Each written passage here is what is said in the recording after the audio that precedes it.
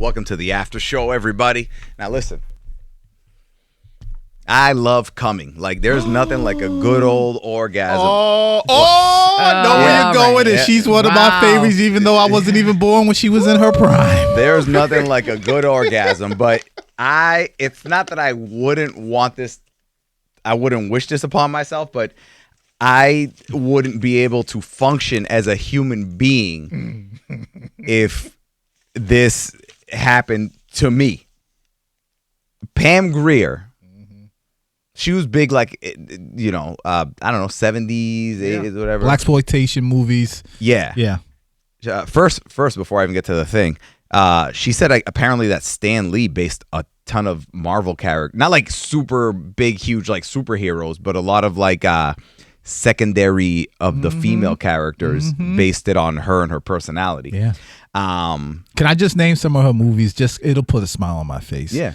Man, y'all need to go check out. Now, blaxploitation movies are extremely corny, but Foxy Brown, Coffee, Sheba. Wait, Fox, was that the Quentin Tarantino movie? No, he might have done an updated version, but the original. Foxy Brown was from like the 70s. That's right? from the 70s. Yeah. Because I did see one with her, a Quentin Tarantino movie that was very good. I'm going to throw out one that. Friday Foster. I'm going to throw out one that Tarantino movie is a with great Pam Grier. is a great movie, but it wouldn't be considered like a Pam Grier movie. Jackie Brown. Oh, Jackie Brown. Jackie Brown. Yeah, it was very good. Yeah. She played Queen Latifah's mother in Just Right. Remember that movie? Just right. That was the movie with Common as the basketball player. joint. Yeah. Yes! Oh snap! I gotta go watch that one. She was again. Pam Grier was Queen Latifah's mother in that movie. And I'm gonna be honest, as a youngin, I can't lie. She's up there as one of my crushes. When I saw Pam Grier, I said, I understand now. I get it. Yeah, she looked good in that the Jackie Brown movie, and I think she was already at a more mature age. But back I was gonna say, you want to bring up the reason why we're back to coming. Go ahead. So the story came out this week that Pam Grier, so she was on the Julia Louis-Dreyfus, remember her from Seinfeld? Yeah. In Veep. She has a podcast, and Pam Grier was on her podcast, and Julia Louis-Dreyfus asked her if she felt young. And her answer was yes, because when you're young, in the sex and orgasms topic came up. When you're young, you can have 3, 4, 5 orgasms in an hour. But when you get to my age, which she's 76, you can have 1 orgasm and it'll last 3 days. How? What type? She must be having like low level. It got to be like earthquakes. She got to be having like a 1.0 on the Richter scale, because my orgasms are like 7.5, 8.0. If I had that for 3 days straight, I'd be on the. I would cry. I get to the point where I'd be like, exaggerating. She has to be exaggerating, right? Yeah. Like, how can you? I don't There's understand. There's no way. There's no way. There's no way to do that and function as a human being. You'd have to stay in the house. But you'd be in leave the house. But forget about just be you. Like, how are you gonna eat? You're gonna get up and make yourself something to eat?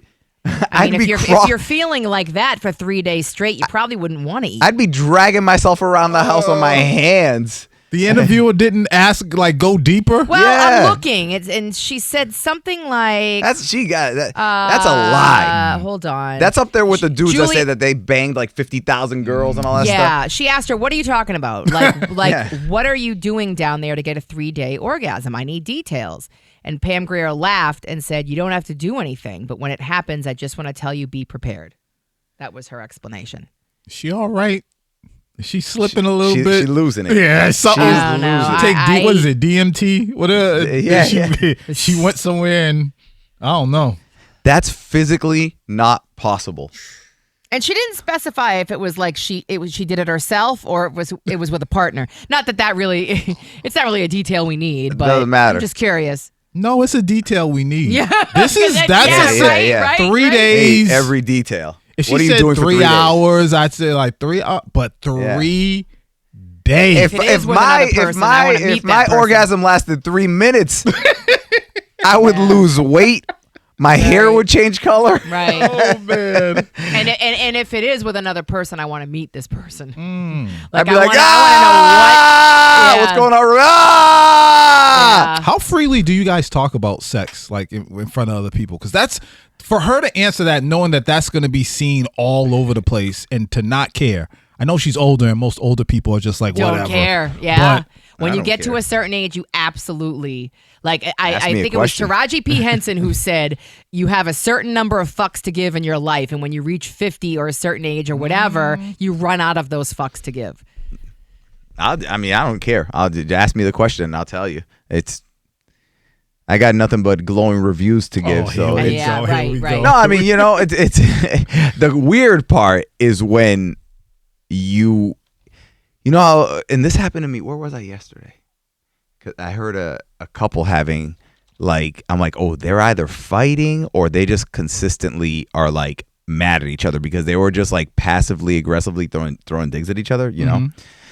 But when you hear that and it's sex related between a couple, I'm like, ooh, this is weird.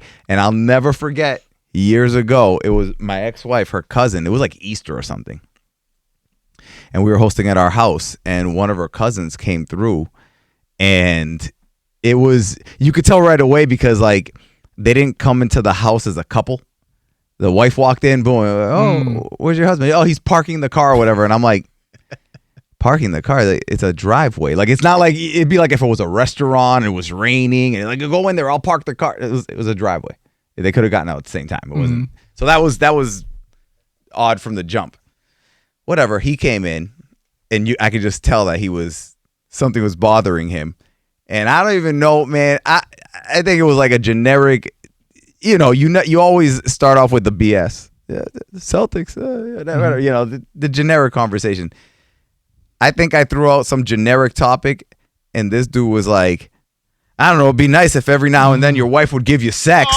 And He was just waiting. Yo, he was pissed. Wow. He was. It's not just for special occasions. I'm like, oh, no. Damn. No. What the hell were that? That means for the ride, and they lived probably about 45 minutes away. That means for that ride, at some point, I don't know, maybe when he said special occasions, he was like, can we just do it at least if we're going to do special occasions? Can we count Easter as a holiday? Maybe that morning he wanted some or something, or maybe he wanted some that night, and she denied him, and he was pissed, and they were arguing in the car for the ride about the lack of sex in their relationship. And I loved it. It was awkward, but I was like, ooh, where's this going? You do not have to answer this if you don't feel comfortable. But how comfortable are you with letting your significant other know, hey, I want this, I like this, I don't like that when it comes to sex? Extremely. I've gotten there probably within the last, just being with Tina. It's like, hey, it is what it is. Like we're on a mission together. Yeah. With my wife now, absolutely. And we always do a report card after too. We do.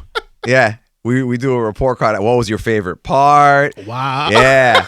Where do you rank it? Yeah. Oh, yeah. I saw another thing, and I wonder if I can't feel my legs, all that stuff. If you guys are cool with this. It was a article about normalizing making mistakes and laughing and stuff like that during sex. And I think that's cool too. Like, it's not perfect. We're not porn stars. Yeah. It's not I would think you would want to wait till the end to laugh. I don't know. I was like, that's just I don't me. know. Like, you have to define a mistake, and I'm like, and I don't know about laughing. I'm not gonna say it would kill the mood. I was thinking kill the mood. Not laughing at the person, but more so like hold up, let me do that again. Yeah, or if you slip, it might slip off the bed a little bit. Yeah. I'd still probably I wouldn't want to crack up, super have fun, because when I'm laughing at something, everything else kind of I'm like a racehorse where everything else goes away. So I'm like, I'd rather laugh about it after, get a little chuckle. Yeah. Mental note: we'll discuss this later, and then after when we're done. If I could, the energy that I put into sex, if I could channel that into other things, I'd be dangerous. What do you mean? The focus part? The focus,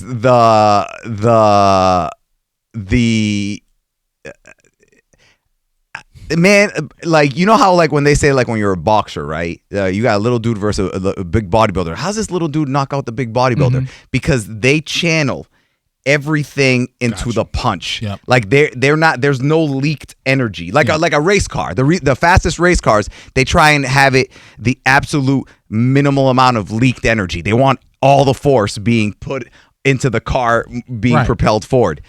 That I do to sex. there's no wasted motions. Nothing else matters. Nothing else matters. Okay, I see what man, you're saying. throw me in war with that type of mentality. Who do you want to die? They're going to die. You, Ramiro. Very noble. They are going to die. Bullets flying past me. I'm dodging them like Neo in the Matrix. I'm just seeing my target. That dude's dead. The next day, that motherfucker. The next day, the motherfucker was dead. Well, you know what? Good for I was about to call her Coffee, but Pam Grier. 3 days. She's lying. I know. Good for her. She's definitely lying. Yeah, but hey, God bless her. My toenails would fall off. Shivering so much. All right, don't forget to like and subscribe, please.